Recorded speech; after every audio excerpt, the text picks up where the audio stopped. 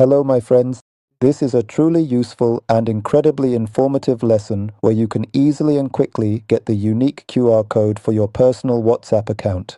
This method works on the regular WhatsApp app as well as WhatsApp Business.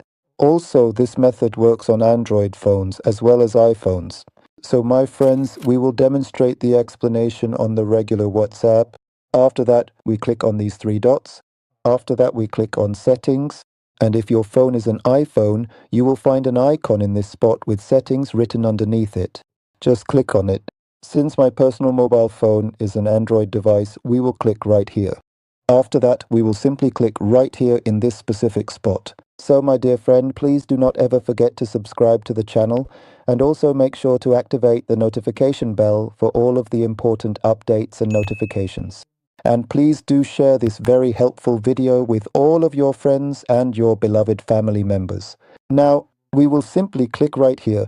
You can easily send this unique code to all of your friends on various other social media platforms and applications, and you can also copy this QR code. If you've made it to this point, don't forget to check out this playlist.